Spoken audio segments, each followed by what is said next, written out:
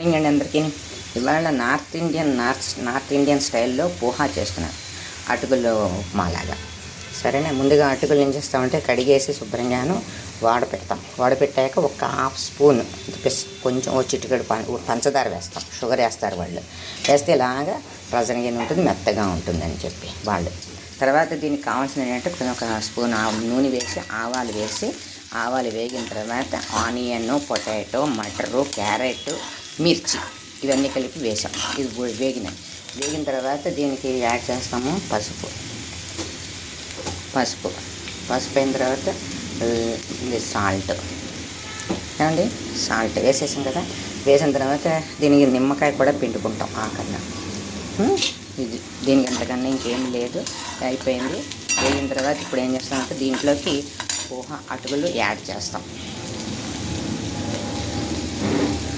చేసేసుకుని చక్కగా పసుపు పచ్చగా వచ్చేలాగా కలుపుకోవాలి.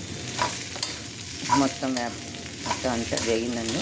దీంట్లో కలిగి అయిపోయిందండి. ఇలా చక్కగా కలుపుకుంటే మన పులిహోరలంటే చాలా పచ్చగా హాయిగా ఉంటుంది. ఇదేమో అటుకులు ఉప్మా అంటాం, మన వాళ్ళు అంటారు, అక్కడేమో పోహా అంటారు.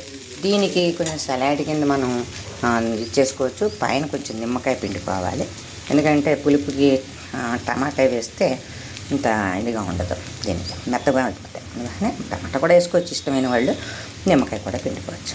ఏమండి, ఇదండి. ఆ తర్వాత ఇగో గార్నిష్ చేసుకోవడానికి మనం కొత్తిమీర ఇలా చక్కగా రసం కింద కట్ చేసుకుని ఇలా వేసుకున్నాం అనుకోండి, చక్కగా పిల్లలు పెద్దలు అందరూ తినచ్చు, బాగుంటుంది. దీనికి కావాల్సిన పల్లీలు కూడా వేసుకోవచ్చు.